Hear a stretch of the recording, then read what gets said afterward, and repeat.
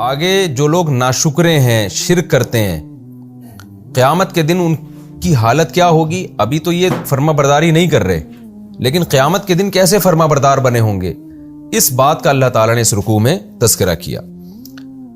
وَيَوْمَ نَبْعَثُ مِنْ كُلِّ أُمَّةٍ شَهِيدًا، فرمایا جس دن ہم ہر امت میں سے گواہ لائیں گے۔ وہ گواہ کون ہوگا؟ احادیث میں اس کی تفصیل ہے، آگے بھی آیتوں میں یہ مضمون آ رہا ہے کہ ہر امت میں جو پیغمبر اللہ نے بھیجے نا، وہ پیغمبر اس امت کے خلاف گواہی دیں گے، ان کے حق میں گواہی دیں گے جنہوں نے ان کی بات کو مانا، اور ان کے خلاف گواہی دیں گے جنہوں نے ان کی بات کو نہیں مانا۔ وہ گواہی کیا ہوگی کہ اللہ میں نے اپنا پیغام صاف طور پہ پہنچا دیا تھا۔ تو نبی صلی اللہ علیہ وسلم بھی گواہی دیں گے۔ تو اللہ تعالیٰ اس بات کی ہمیں تنبیہ کر رہے ہیں کہ پیغمبر کا کام جہاں صاف صاف پہنچانا ہے نا، جیسے کہ پچھلی اس رکوع کے آخری، اس سے پچھلے والے رکوع کے آخر میں تھا کہ آپ کے ذمہ پہنچا دینا ہے، تو اس سے کسی کو یہ وہم ہو سکتا ہے کہ ٹھیک ہے جی نبی کے ذمہ پہنچا دینا، مانے نہ مانے ہماری مرضی۔ تو اس پہ تنبیہ کی جا رہی ہے کہ پہنچانے کے بعد قیامت کے دن وہ تمہارے خلاف گواہی بھی دیں گے۔ تو دنیا میں سوال نہیں ہو رہا، لیکن آخرت میں سوال ہوگا۔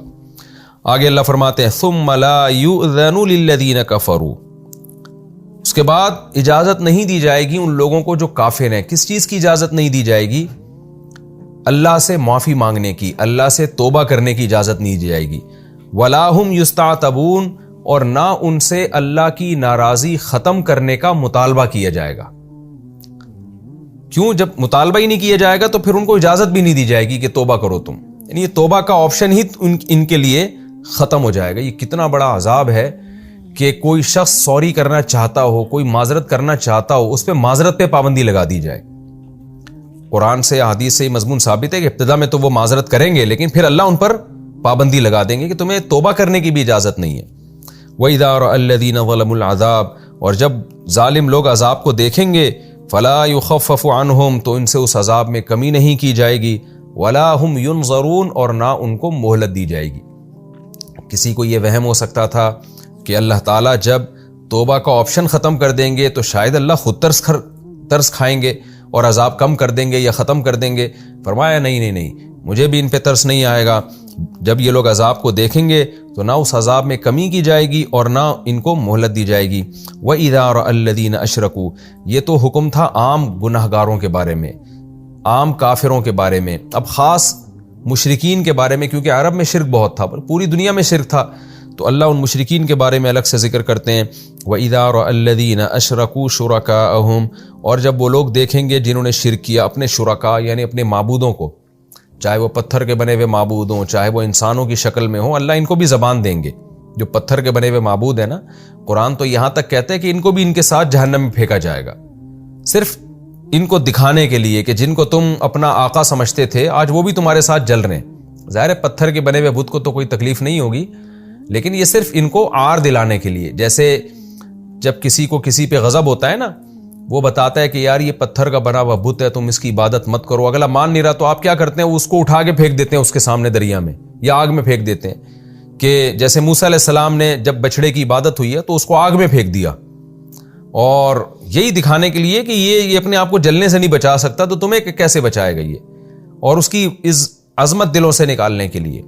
تو اللہ تعالیٰ فرماتے ہیں کہ جب یہ لوگ اپنے شرکاء کو دیکھیں گے تو کہیں گے ربنا ہؤلاء شرکاؤنا، اے اللہ یہ ہمارے وہ شرکاء ہیں، الذین، یہ وہ لوگ ہیں، کنا ندعو من دونک، تجھے چھوڑ کر ہم ان کو پکارتے تھے۔ ایک جگہ تو آتے ہیں کہ وہ نفی کر دیں گے ہم نے تو کسی کو پکارا ہی نہیں ہے، تو یہ مختلف مدارج ہوں گے ان کے۔ جیسے جب کوئی مجرم پکڑا جاتا ہے نا تو کبھی وہ جرم کا اقرار کر رہا ہوتا ہے، کبھی کہہ رہا ہوتا ہے میں نے کیا ہی نہیں ہے، تو مختلف حالتیں ہوتی ہیں، مختلف کنڈیشنیں ہوتی ہیں۔ تو قرآن بھی ان ظالموں کی مختلف حالتوں کو بیان کر رہا ہے کہ کہیں وہ کہیں گے ہم تو شرک کرتے ہی نہیں تھے، کہیں کہیں گے کہ ہم شرک کرتے تھے مگر ان کے ساتھ کرتے تھے تو انہوں نے ہمیں گمراہ کیا ہے، تو ہم ان کو پکارتے تھے تو اصل جرم تو ان کا ہے۔ تو اپنے آپ کو عذاب سے بچانے کے لیے متضاد باتیں کریں گے۔ یہاں بھی کہیں گے اللہ ہم ان کو پکارا کرتے تھے، تو مطلب یہ تھا کہ آگے جملہ محذوف ہے، مطلب یہ تھا اصل تو یہ ہے نا، اصل تو ان کو سزا ملنی چاہیے۔ تو اللہ فرماتے ہیں فَأَلْقَوْا إِلَيْهِمُ الْقَوْلَ، تو جو معبود ہیں وہ ان کی طرف قول پھینک دیں گے، ان کی بات کو گھمائیں گے اور کہیں گے اِنَّكُمْ لَكَاذِبُونَ، تم جھوٹ بول رہے ہو، کیا مطلب؟ تم اصل میں شیطان کی عبادت کرتے تھے، تم ہماری عبادت تھوڑی کرتے تھے۔ دوسرے مقام پہ قرآن میں یہ مضمون ہے کہ وہ کہیں گے کہ تم جو ہے نا ہماری کے بجائے شیطان کی، یعنی تم شیطان کے کہنے پہ یہ سارے کام کر رہے تھے نا، تو تم نے تو شیطان کو فالو کیا، ہمیں فالو تھوڑی کیا ہے۔ اب اس میں بے جان بت بھی ہو سکتے ہیں اور وہ معبود بھی ہو سکتے ہیں جو زندہ تھے، جن کی عبادت ہوتی ہے، تو ہو سکتا ہے یہ جو پتھر کے بنے ہوئے بت ہیں اللہ ان کو قوت گویائی عطا فرمائے۔ وَأَلْقَوْا إِلَى اللَّهِ يَوْمَئِذٍ السَّلَمَ، اور یہ سب کے سب اس دن اللہ کے سامنے اطاعت ڈال دیں گے، اللہ کے فرما بردار بن جائیں گے۔ دنیا میں تو ان کو کہا جاتا تھا کہ اللہ کی بات مانو، سنتے ہی نہیں تھے، اور آج سارے اللہ کے سامنے عاجزی سے ایسے کھڑے ہوں گے جیسے جو اللہ کہے گا انہوں نے اس کو مان کے چلنا ہے۔ لیکن وَضَلَّ عَنْهُمْ مَا كَانُوا يَفْتَرُونَ، جو جھوٹ یہ گڑھا کرتے تھے وہ جھوٹ ان سے غائب ہو جائے گا۔ یعنی یہ جھوٹ گڑھا کرتے تھے کہ یہ ہمارے سفارشی ہیں، قیامت کے دن ہمارے کام آئیں گے، تو یہ جھوٹ ان سے غائب ہو جائے گا، کوئی ان کے کام نہیں آئے گا۔ الذین کفروا وصدوا عن سبیل اللہ، پھر ایک کافر کی وہ تین قسم کے لوگوں کا بیان ہوا نا، رکوع کے شروع میں تو عام کافروں کا بیان ہوا، کوئی بھی جو اللہ کا نافرمان ہے کافر ہے۔ پھر دوسرے نمبر پہ اللہ نے مشرکین کی بات کی، تیسرے نمبر پر ان لوگوں کی بات ہو رہی ہے جو شرک کرتے بھی ہیں اور دوسروں کو بھی برائی کے راستے پہ ڈالتے ہیں، تو ان کے عذاب کا اللہ تذکرہ کر رہے ہیں۔ الذین کفروا، وہ لوگ جنہوں نے کفر کیا، وصدوا عن سبیل اللہ، اور پھر اللہ کے راستے سے بھی روکا۔ تو کچھ کافر دنیا میں ایسے ہیں صرف کفر کرتے نہیں ہیں بلکہ اسلام کے راستے سے لوگوں کو روکتے بھی ہیں وہ، تو اللہ کہتے ہیں یہ لوگ ہیں زدناہم عذابا فوق العذاب، ان پر جو عذاب آئے گا ہم ان کو بڑھا کے دیں گے، فوق العذاب، عذاب سے اوپر بھی عذاب۔ ایک عذاب تو عام کافروں کا ہے لیکن ان پر اس عام کافروں سے بھی زیادہ عذاب ہوگا، خود بھی گمراہ ہونے کا اور دوسروں کو بھی گمراہ کرنے کا۔ بما کانوا یفسدون، اس فساد کی وجہ سے دنیا میں پھیلایا کرتے تھے۔ ایک کافر جو خود کفر پر ہے تو وہ تو کافر ہے نا، فساد پھیلا تھوڑی رہا ہے وہ، لیکن ایک وہ ہے جو اسلام سے لوگوں کو ورغلا رہا ہے اور شرک کو پروموٹ کر رہا ہے یا شرک کے علاوہ کسی بھی کفر کو پروموٹ کر رہا ہے، تو یہ تو فساد مچا رہا ہے زمین میں، تو اللہ کہتے ہیں اس کو دگنا عذاب ہوگا۔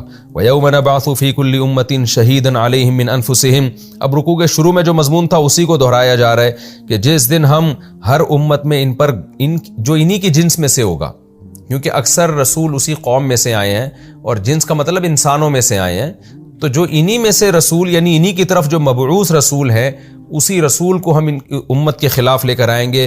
وَجِئْنَا بِكَ شَهِيدًا عَلَىٰ هَٰؤُلَاءِ، اور اے محمد صلی اللہ علیہ وسلم ہم آپ کو بھی ان لوگوں پر گواہ بنا کر لے کر آئیں گے۔ کیوں لے کر آئیں گے؟ اس لیے کہ وَنَزَّلْنَا عَلَيْكَ الْكِتَابَ تِبْيَانًا لِكُلِّ شَيْءٍ، کہ ہم نے آپ پر کتاب نازل کی ہے ہر چیز کو کھول کھول کے بیان کرنے کے لیے۔ تو جب آپ اتنی کھول کھول کے ہر چیزوں کو بیان کریں گے تو اللہ کی حجت بھی تو تمام ہوگی نا، تو قیامت کے دن عدالت بھی تو لگے گی، تو اللہ ان سے جہاں پوچھے گا آپ سے بھی پوچھے گا۔ تو آپ جب گواہی دیں گے کہ میں نے کھول کھول کے ان کو بیان کر دیا تھا اور پورا قرآن ان کے حوالے کر کے گیا تھا میں، تو یہ چیز بھی ان کے اگینسٹ جائے گی۔ کیوں ہم نے قرآن نازل کیا؟ تبیانا لکل شیء، ہر چیز کو ہم نے کھول کے بیان کر دیا۔ وہدن، اس میں سیدھا راستہ بھی ہے، ورحمتا وبشرا، اور رحمت اور خوشخبری ہے مسلمین، ان لوگوں کے لیے جو اللہ کی اطاعت کرتے ہیں، جو اس قرآن کو مان لیتے ہیں اور اس کو فالو کرنا شروع کر دیتے ہیں۔